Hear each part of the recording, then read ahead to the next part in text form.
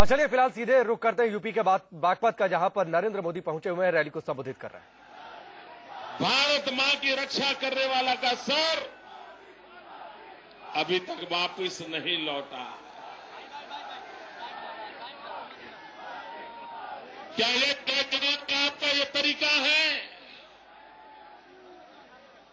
और इतना ही नहीं, एक तरफ तो सेना के जवानों के सर काट लिए जाते हैं और दूसरी तरफ पाकिस्तान के प्रधानमंत्री को चिकन बिरयानी का भोजन समारंभ किया जाता है।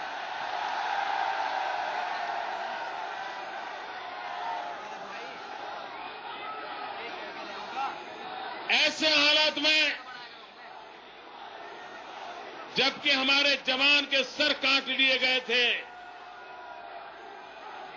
उस समय क्या पाकिस्तान के प्रधानमंत्री को नहीं कहा जा सकता था कि ये समय नहीं है हिंदुस्तान आने का, बाद में तय होगा आपका आना? लेकिन ये कहने की हिम्मत भी दिल्ली की सरकार में नहीं है।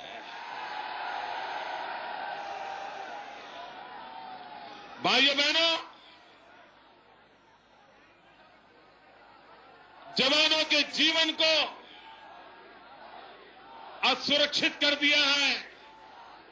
सारी सेना, सारी फौजें डिमोरलाइज हैं। और दूसरी तरफ किसान का क्या हाल है? क्या गन्ने की खेती करने वाले किसानों को दाम मिल रहे हैं क्या? कितने समय से पैसे नहीं मिले भाई?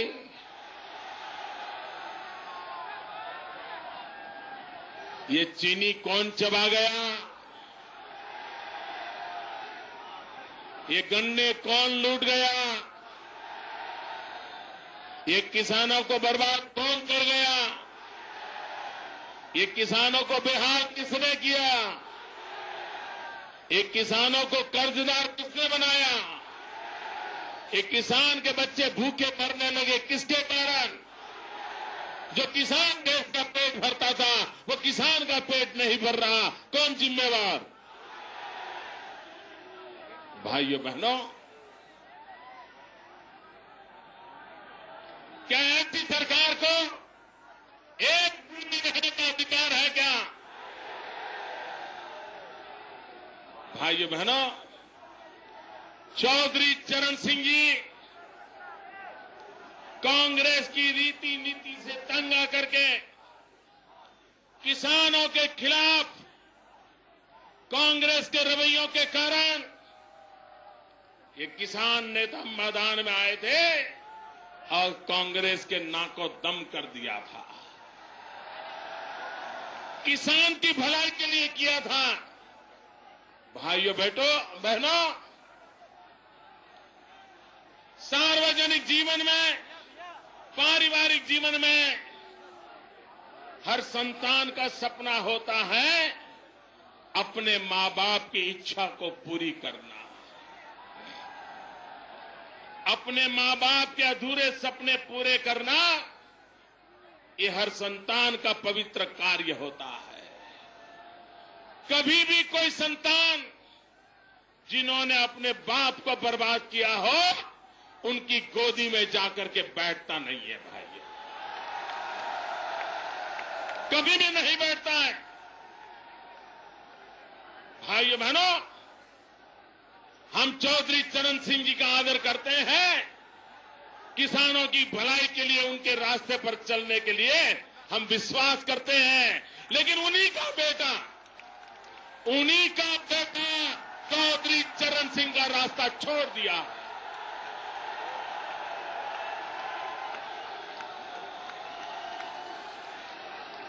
भाइयों बहनों, समाज में भी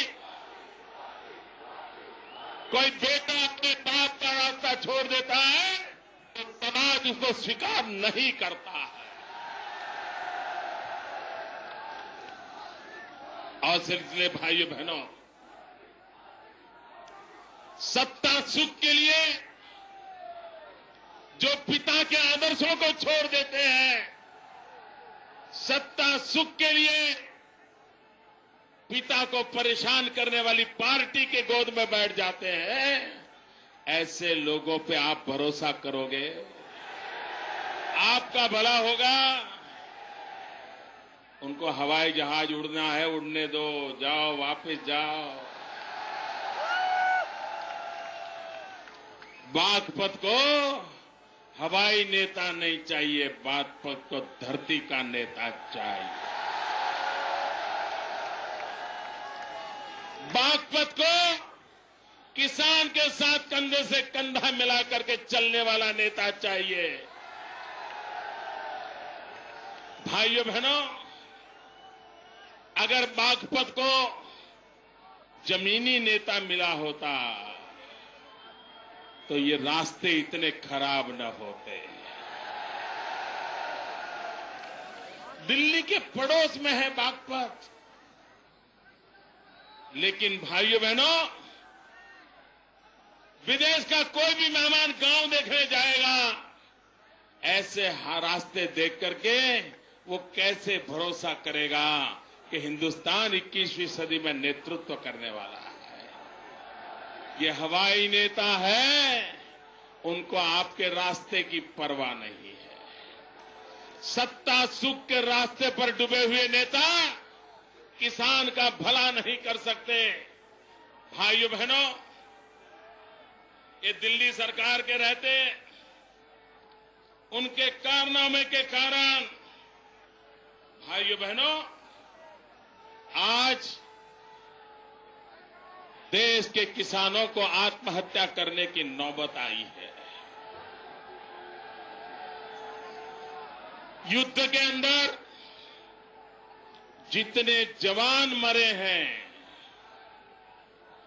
आतंकवादियों की गोलियों से जितने जवान शहीद हुए हैं, उससे ज्यादा मेरे देश के किसानों को आत्महत्या करनी पड़ी है। क्या यह है तुम्हारा जय किसान? और इसलिए भाइयों बहनों, आज तो दिल्ली में बैठी हुई सरकार का एक ही मंत्र है, लाल बहादुर शास्त्री का मंत्र था, जय जवान जय किसान। इस सरकार का मंत्र है, मर जवान मर किसान।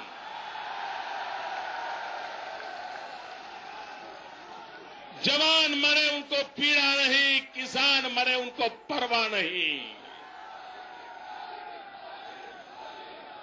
भाइयों बहनों,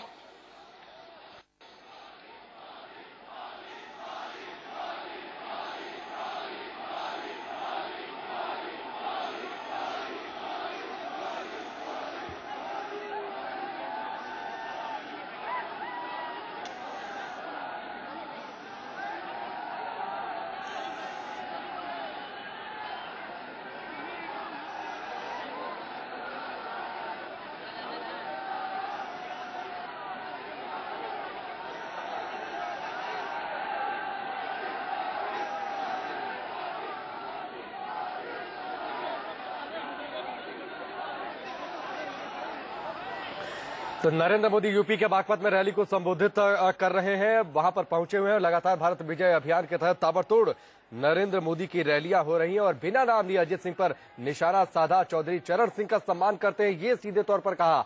चौधरी चरण सिंह ने किसानों के समर्थन में आवाज बुलंद की थी, कांग्रेस की खिलाफत की थी, लेकिन सीधे तौर पर आरोप लगाया कि सत्ता सुख के लिए अजित सिंह कांग्रेस के पाले में चले गए। नाम हालांकि अजित सिंह का जरूर नहीं लिया, लेकिन यह जरूर कहा कि बेटे ने सत्ता सुख के लिए पिता के रास्ते को छोड़ दिया।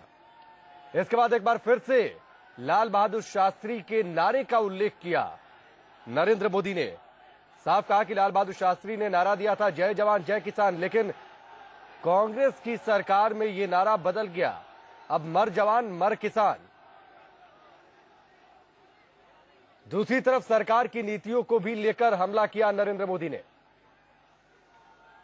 और इस वक्त आपको बता दें कि मंच पर कुछ तकनीकी दिक्कतें हुई हैं, माइक में कुछ तकनीकी दिक्कतें हैं, जिसकी वजह से इस वक्त नरेंद्र मोदी का भाषण रुका हुआ है, लेकिन जब बोलना शुरू किया नरेंद्र मोदी ने तो अपने चिर परिचित अंदाज में हमलावर दिखे कांग्रेस को जमकर कोसा नरेंद्र मोदी ने और सीधे तौर पर जवानों के सिर काटे जाने का मुद्दा उठाया। जिस तरीके से सीमा पर पाकिस्तानी सैनिक भारतीय सैनिकों के सिर को काटकर ले गए थे और उसके बाद पाकिस्तानी पीएम को जिस तरीके से बिरयानी खिलाई गई थी उसको भी लेकर नरेंद्र मोदी ने हमला बोला और साफ तौर पर यह पूछा कि सरकार ने पाकिस्तानी पीएम को देश में आने से रोका क्यों नहीं। आरोप लगाया कांग्रेस की सरकार पर कि इस सरकार ने देश की सेना को हतोत्साहित किया है, डिस्करेज किया है। गन्ना किसानों के मुद्दे को भी उठाया कि गन्ना किसानों के जो पैसे बकाए हैं उनका भुगतान किया जा रहा।